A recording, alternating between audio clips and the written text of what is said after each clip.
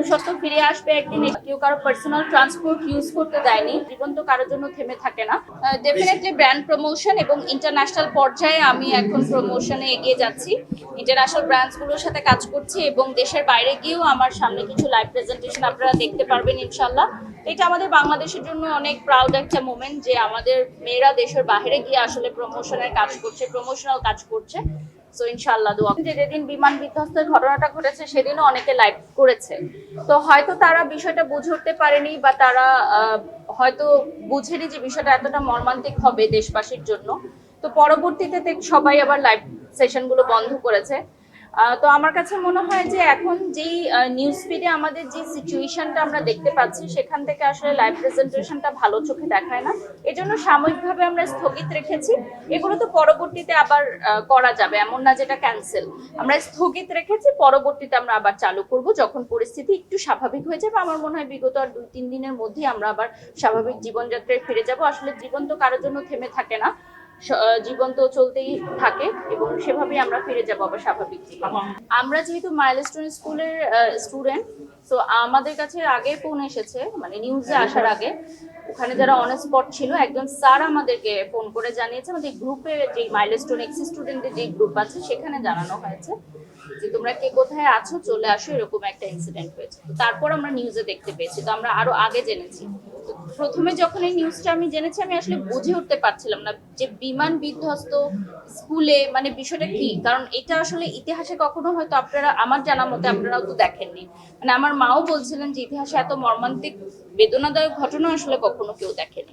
আর যেহেতু বাচ্চাদের বিষয়টা আসলে সেন্সিটিভ, থাকে না যে আরো অনেক ইনসিডেন্ট তো হয় আমাদের দেশে, বাট এটা আসলে বেশি মর্মান্তিক যেহেতু এখানে বাচ্চাদের ইস্যুটা জড়ানো আছে। আর যারা স্পেশালি মা, ছোট বাচ্চাদের শিশুদের যারা মারা আছেন, তারা আসলে নিজের বাচ্চা হয়তো নেই মাইলস্টোন স্কুলে নেই সেই ইনসিডেন্টে, তারপরও কিন্তু তারা প্রচন্ড বড় ট্রমার মধ্যে দিয়ে গেছে।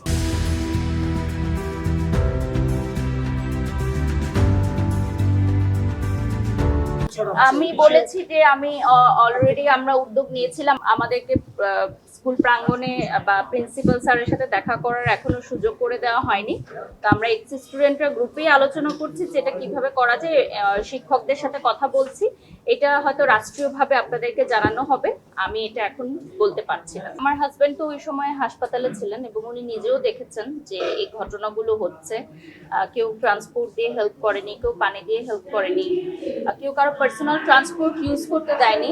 তো বিষয়টা হচ্ছে যে এগুলো নিয়ে আমাদের আসলে বেঁচে থাকতে হবে, এগুলো হয়তো বাস্তবতা, এগুলো মেনে নিয়ে আমাদের বেঁচে থাকতে হবে। মনুষ্যত্ব ফিরে আসবে একদিন, এটাই আমরা 1-2 জন তো আসলে করলে হবে না, পুরো দেশবাসীকে এগিয়ে আসতে হবে।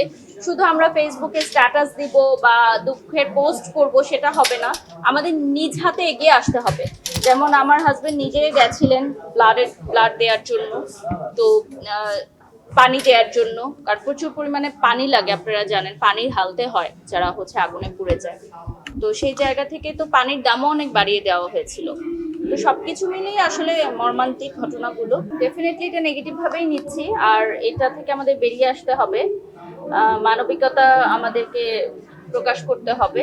এই তো, আমার তো আর কিছু বলার নেই, এটা যার যার ব্যক্তি জায়গা থেকে তাকে করতে হবে, আমি একা করলে হবে না, পুরো দেশবাসীকে এগিয়ে আসতে হবে। ডেফিনেটলি এটা তো বন্ধ করতে হবে, এটাও আমাদের এক্স মাইলস্টোনের যারা আমরা স্টুডেন্টরা আছি তাদের দাবির মধ্যে আছে যে এটা বন্ধ করতে হবে। আর আমার বাসাও হচ্ছে রানওয়ের খুব কাছে, তো আমি তো আরো বেশি ট্রমার মধ্যে থাকি। ইনফ্যাক্ট আমার রেস্টুরেন্টও হচ্ছে রানওয়ে ভিউর সাথে। তো রানওয়ে ভিউ এখন আসলে একটা সময় ছিল যে খুব ফ্যান্সি, যে রানওয়ে ভিউর সাথে থাকি, আমার বাসা রানওয়ে ভিউতে, আমার রেস্টুরেন্ট রানওয়ে ভিউতে, আমার স্কুল রানওয়ে ভিউতে, বাট এখন এটা আসলে ট্রমার জায়গায় চলে গেছে। তো এটা আসলে সংশোধন হওয়া দরকার।